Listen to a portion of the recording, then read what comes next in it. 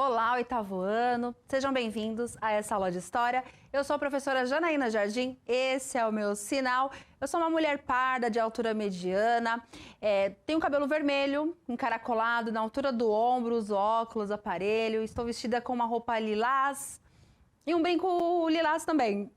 E aqui comigo eu tenho, é a Bianca? É a Bianca? É? Então a Bianca, bom dia, Bianca. E na sequência, a Kátia. Então, essa aula é feita por mim, pela Bianca, pela Kátia, por vocês, professores, estudantes que estão aqui nos acompanhando. E eu quero, antes de começar a aula, dar um recado bem importante, porque vocês sabem que nós estamos aqui na luta pela educação antirracista, né? E hoje, no Centro de Mídias, né, seguindo essa trilha antirracista, né, nós estamos com uma semana muito especial, que é a Semana Afro, que está acontecendo do meio-dia à 1h, no Centro de Mídia, em todos os canais estão abertos. E hoje nós temos uma programação bem legal, do meio-dia ao 12h30, Culinária Afro, com o professor Mauro Farias. Ele tem um convidado também, um professor de uma escola, ele vai apresentar na hora. Ao 12h30, nós temos uma oficina de capoeira com a professora Mara e o professor de capoeira Paulo Henrique, da Escola Estadual Herbert Baldos. Então não perca, hoje nós temos essa programação, está bem especial, tem a semana inteira. Amanhã nós teremos também e sexta-feira. Espero que vocês gostem, são oficinas muito voltadas para a educação antirracista. E vários professores participaram, o professor Tony de Matemática, a professora Tayana, o professor Mauro de Língua Portuguesa, os dois Mauros, a professora Mara, entre outros professores que também vão participar. Nós tivemos uma abertura lindíssima, feita pelo professor Jocélio, foi muito bonito. Essas aulas todas, né, essas oficinas estão todas no repositório, caso vocês queiram olhar lá e prestigiar esse evento. Agora, o tema da nossa aula, né, Itavana? Dá uma olhadinha aí na tela, olha lá. Neocolonialismo, século XIX. E aí, aproveitando, eu vou ler a habilidade, né? Porque a habilidade é que nos dá o começo da nossa narrativa, né? É a habilidade que nos conduz aqui para a aula de hoje. Então, atentos aqui ao verbo da habilidade. Deixa eu colocar um marca-texto. O que faremos hoje?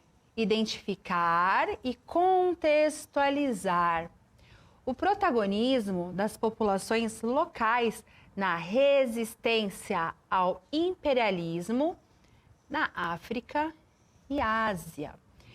Qual o objetivo? Identificar as diferenças entre o neocolonialismo e o colonialismo. Contextualizar as questões socioeconômicas que levam à partilha da África. Então, olha só, oitavo ano, a habilidade aqui trouxe um monte de informação, né? Várias informações acerca do nosso objeto do conhecimento de hoje. Professor Ari, ótimo dia, professor Ari. Então, seja bem-vindo aqui à aula. Olha só, eu vou aqui esmiuçar um pouquinho a habilidade, porque ela traz muito da aula, né? Esse tema ele é bastante contemporâneo. Se você tem um projeto de vida que passa aí pelas universidades, é um tema que você precisa ter conhecimento, estudantes, porque é um tema que sempre cai em concursos, vestibulares, é um tema bastante importante. Então, olha só, vamos contextualizar, né? Significa que a gente vai conversar aqui acerca de resistência ao imperialismo na África e Ásia. Então, antes da gente entender, né, esses movimentos de resistência ao imperialismo britânico, a gente precisa voltar um pouquinho e entender o que é colonialismo e neocolonialismo, certo? A gente precisa entender a diferença desses dois termos, desses dois conceitos, até porque são o neocolonialismo que leva à partilha da África. Né? Aquele momento na história que acontece lá na Conferência de Berlim, onde a África ela é toda dividida para os países europeus. Né? E isso não foi pensado nessa partilha da África, não foi pensado questões étnicas, povos com línguas diferentes, eles simplesmente dividiram a África e a gente vai ver por que isso aconteceu, em qual contexto está inserido este neocolonialismo. Dá uma olhadinha aí na tela, oitavo ano. Assim, ó, para começar, né, a nossa conversa, eu quero trazer essa imagem para vocês, que inclusive está no caderno do aluno, no volume 4, na página 204, está bem? E a gente vai começar a nossa conversa por aqui, ó. Uma das justificativas das grandes potências econômicas da época era levar a civilização, o progresso e a modernidade aos povos africanos e asiáticos. Em relação a esse discurso, o que fica evidenciado na imagem? Então, oitavo ano, eu tenho duas informações aqui para vocês. Eu tenho uma fonte magética, né? Tenho uma imagem. Eu vou descrever rapidamente essa imagem. De um lado temos as Américas. Na América do Norte tem um monte de notas de dinheiro. Tem muito dinheiro lá em cima na América do Norte, certo? A América do Sul não tem nada. Está tudo em branco. E a América do Norte com muito dinheiro. Agora vamos olhar do outro lado. Do outro lado nós temos assim, ó, o continente africano, ele está todo cavado, a terra cavada. E em cima, que é o que vai representar ali o continente europeu, nós temos muito dinheiro, certo? Então, essa é a descrição da imagem. De um lado, as Américas, sendo que a América do Norte tem bastante dinheiro, muitas somas de dinheiro. E do outro lado, nós temos a África, né, abaixo, ao sul temos a África. O mapa da África, ele está todo cavado, e em cima a Europa cheia de dinheiro.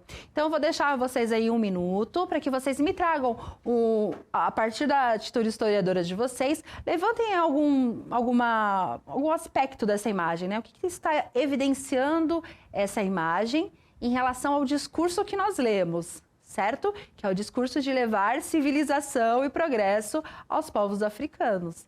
Vou deixar um minuto, me tragam aí o nome do aluno, o nome da escola de vocês. É sempre um prazer a participação de vocês aqui na aula. Um minutinho, oitavo ano.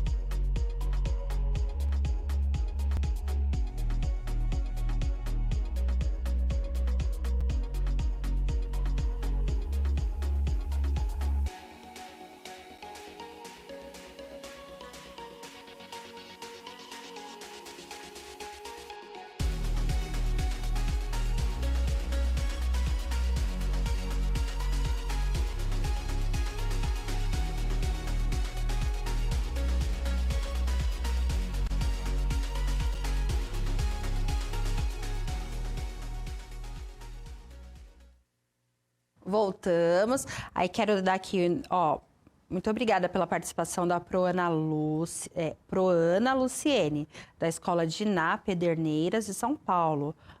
Também para o Proari, da Escola Luiz Dáurea de São Vicente. Ótimo dia a todos e participem, né? A participação de vocês é fundamental para fazer essa aula muito melhor. E aí, pros e alunos, vamos pensar essa imagem. Dá uma olhadinha lá.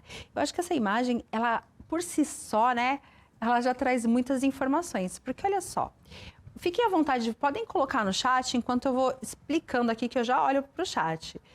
Vamos pensar aqui na África, né? Que nosso recorte ele está aqui na África e Ásia, mas a gente vai pensar aqui nesse pedaço aqui, ó. Olha só. A terra está toda cavada, né? Se a terra está cavada, significa que daqui saiu matéria-prima, né? Daqui saiu minérios, daqui saiu diamante, ouro, ok? Então, esse continente africano, ele está todo explorado, né? Ele está explorado e aí a gente tem... Cadê a caneta aqui? Deixa eu ver. Não estou conseguindo mudar, então a gente... Ah, tá aqui. Ela foi para o outro lado. A caneta me enganou, ela foi para o outro lado. Então, esse continente africano, todo cavado, né? Então, significa que ele foi explorado. Da terra saiu minério, saiu ouro. A gente pode pensar aqui também diamante, ferro, cobre, entre outros minérios. Para onde foi essa riqueza? Para onde foi essa riqueza? Só de olhar para o mapa, qual seria a resposta de vocês, né? Só olhando para o mapa, olha só, o Pro José Ricardo, ele já está dizendo aqui que essa imagem ela está reproduzindo a exploração dos povos africanos e americanos. É isso aí, Pro. Aqui os povos americanos também. E aí a gente pensando aqui, né, Pro Sérgio, Pro José Rodrigues, para onde foi? Quem explorou eles? Né? Quem que explorou esse continente africano? Só de olhar para o mapa, a gente já começa a perceber que Europa tem dinheiro aqui e América do Norte também. Então, essa representação, ela diz assim, ó, que o território da África, eu vou fazer um recorte só para a África, está bem, pro José Rodrigues? Vou fazer o recorte só para a África para a gente ficar dentro desse contexto da habilidade mesmo. Está bem? Mas perfeito, a América também sofreu esse processo. E aí, essa fonte iconográfica, ela já até mostra, né? Essa fonte magética, desculpem, ela já mostra isso. O continente africano, ele foi explorado. E quem que ganha com essa exploração? A Inglaterra, países da Europa, certo? Do lado das Américas, os Estados Unidos, ele segue a mesma lógica com a América do Sul, a América Latina. Inclusive, nós temos uma aula falando sobre isso, né, que fala lá do Destino Manifesto. Nós temos uma aula só para falar deste momento. Aí, voltando aqui, então, para este bloco Europa e África, a gente consegue pensar que foi um processo de exploração. E aí a gente vai pensar assim, e o discurso? Né? Porque eu vou voltar na questão, porque a questão ela pede para a gente falar do discurso. Que discurso foi esse que justificou essa exploração? Volta, por gentileza, lá, Ivan, no texto. Pode colocar na tela? Porque, olha só, na pergunta, inclusive, ele está falando assim, ó, que tem um discurso, né, que justificou.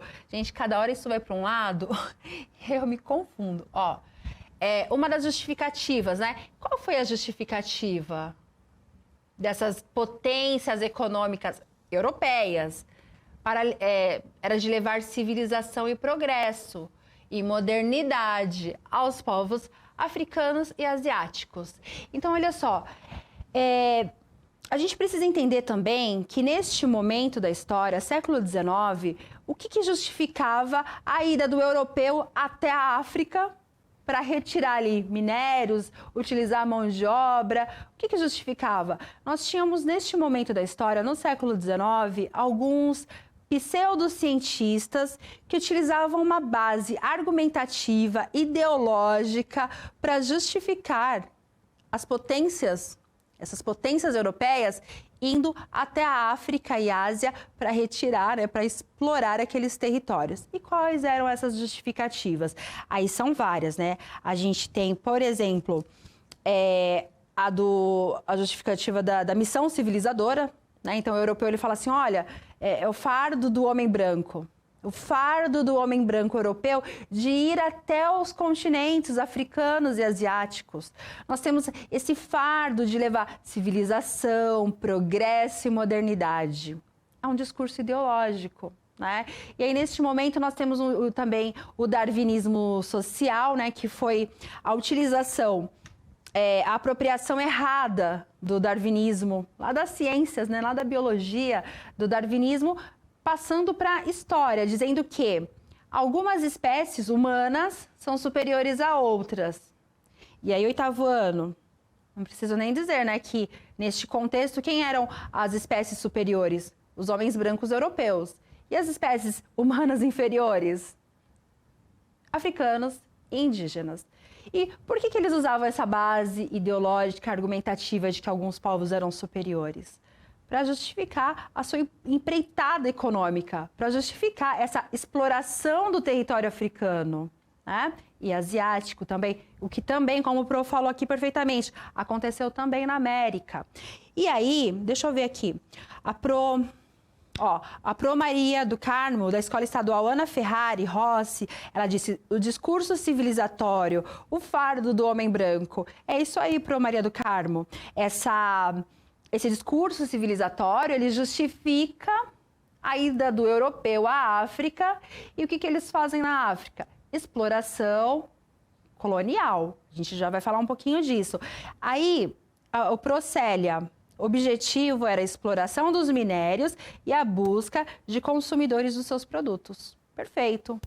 Mas para justificar, né? Porque você não pode simplesmente chegar na África e na Ásia e na América e matar indígenas e africanos em nome da economia sem ter uma justificativa ideológica. Foi isso que aconteceu no século XIX. Aí temos darwinismo social.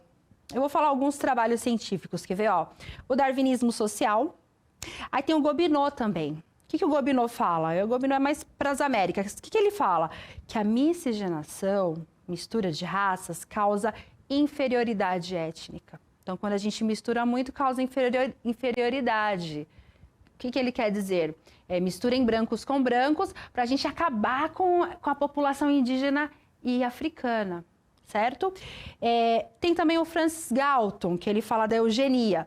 Vamos clarear as populações, né? Isso foi utilizado aqui no Brasil. Nós falamos na última aula sobre discursos civilizatórios aqui no Brasil e como que eles vão justificar a nossa base racial, né? A nossa base estrutural tão racista que nós temos. César e Lombroso. O César e Lombroso, dentro aí deste contexto de teorias que justificam, né, esse momento histórico, o César e Lombroso, ele vai falar da teoria do assassino nato. Então ele diz assim que ele vai medir crânios e ele diz que alguns seres humanos já nascem propensos à criminalidade, que alguns seres humanos já nascem para o crime, né, que só de medir o crânio, o tipo físico, diz que aquele ser humano ele já nasce um criminoso. E aí a gente começa a pensar, né? Dentro desse discurso, século XIX, Europa indo para a África para buscar minério, ouro. Quem são as pessoas, quem são os seres humanos inferiores? Quem são os seres humanos que eles consideram assassinos perigosos? Homens negros, africanos, mulheres negras, africanas. Não podemos esquecer dos povos indígenas também. Dá uma olhadinha na tela, pessoal. Tá muito legal a participação de vocês aqui no chat, bem legal. Já vou lendo aqui as interações de vocês conforme a gente vai conversando. Eu vou falar um pouquinho assim, ó, porque a gente está falando de neocolonialismo, então é o novo colonialismo. Eu vou comparar para vocês do século XVI com o do século XIX. Eu queria falar assim rapidamente.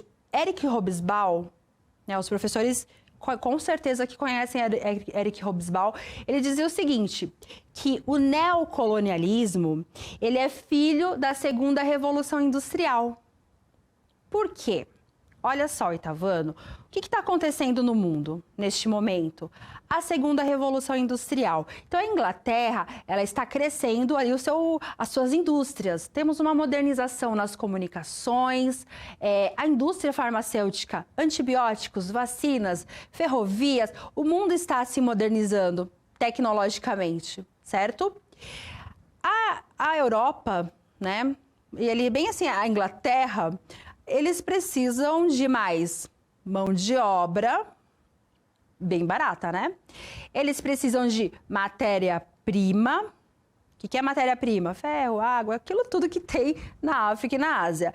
E eles precisam de mercado consumidor, pessoas que consumam aqueles produtos que eles estão ali construindo nas indústrias, né? Fabricando nas indústrias. Então, essa revolução industrial, a segunda revolução industrial, ela tem essas novas demandas, né? Que são os 3 M's: mercado consumidor, mão de obra e matéria-prima. Como que eles fazem? Onde eles vão encontrar isso tudo? Na África e na Ásia também. Então, essas novas demandas econômicas, né, da economia europeia, vai fazer com que a Europa ela vá para a Ásia e África explorar aqueles territórios. Tem uma questão bem importante também, que é o escoamento da população marginalizada. Tem uma população marginalizada ali na Europa também. A Europa também tem alguns trabalhadores que não conseguiram ingressar nas indústrias. A gente falou disso esse ano, né? Inclusive tem algumas revoltas de trabalhadores e tudo mais. Tem uma população marginalizada na Europa que ela precisa ser escoada para outro lugar, né? O que é escoada? A gente precisa tirar eles da Europa e mandar eles para outros lugares. Então, eles saem da Europa e vão para a África, certo? E aí a gente começa a pensar, poxa vida, né? Poxa vida, a África, ela sofre duas incursões, assim, ela sofre dois processos. No século XVI, lá nas grandes navegações, a Europa chega na África, leva escravizados para a América. Explora e leva escravizados para a América. Aí chega no século XIX, a Europa ela começa o seu processo de revolução industrial, volta para a África e explora o território africano. A mão de obra, a sua biodiversidade. Então, a gente precisa pensar que hoje, o que a África é hoje, é resultado desse processo histórico. Século XVI, século XIX. E a continuidade dessa história nós temos até hoje. É lógico que a África, gente, não é só pobreza. A África tem países lá que são ricos também, mas tudo que nós vemos hoje de mazelas na África, vocês podem colocar na conta aí do neocolonialismo, está bem? Então, dá uma olhadinha na tela. Temos esse texto que está no caderno do aluno, página 204. Eu não vou fazer a leitura dele, mas é mais para referenciar as nossas fontes mesmo, né? Vou fazer aqui uma diferenciação entre colonialismo europeu lá do século XVI e neocolonialismo do século XIX. Quer dizer que o neo é o novo colonialismo. Para fazer assim um recorte, para deixar bem simples, o que é colonialismo? Lembra das colônias? É quando a gente tem uma potência que ela vai dominar um território e vai fazer com que aquele território seja a sua colônia. Isso aconteceu com Brasil e Portugal, certo? Vamos lá. No colonialismo europeu do século XVI, qual era o caminho? Para onde eles estavam indo? América. No neocolonialismo do século XIX, Ásia e África. Colonialismo do século XVI, qual que era a lógica econômica? O mercantilismo. E no neocolonialismo do século XIX? Já é uma lógica econômica financeira e monopolista. Então, olha só, enquanto lá no colonialismo do século XVI nós tínhamos a burguesia já em ascensão, mas ainda o resquício dos reis absolutistas, inclusive eles tinham grande poder sobre a economia, né? Até dentro do contexto mercantilista, eles tinham muito poder sobre a economia. Já no neocolonialismo, nós temos uma burguesia já bem empoderada, que já inclusive domina aí todo este cenário. Colonialismo europeu, burguesia comercial e estados europeus. Neocolonialismo do século XIX, nós temos a burguesia financeira e industrial. Eu vou pedir para voltar aqui, por gentileza, porque eu quero colocar para vocês uma imagem. Gente, o material está todo completinho lá no repositório, mas eu quero colocar essa imagem para vocês. Dá uma olhadinha. O que aconteceu? A Guerra dos Boeres. A Guerra dos Boeres, os Boeres, eles são descendentes de dinamarqueses e alemães. Eles estão lá no sul da África, e lá no sul da África eles encontram muito ouro. Muito ouro. E os Boeres, eu vou até pedir para deixar essa imagem aí, enquanto eu vou fazendo essa contextualização para a gente fechar a nossa aula, né? Os Boeres, esses descendentes de dinamarqueses, eles tiveram duas guerras aí contra a Grã-Bretanha.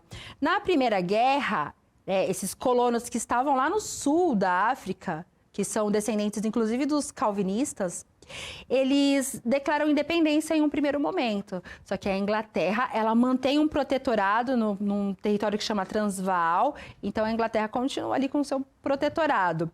Na Segunda Guerra dos Boeres, o que vai acontecer? Esses colonos, eles vão impedir que imigrantes votem.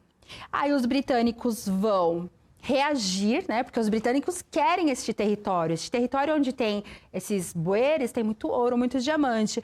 Qual que é o desfecho dessa história?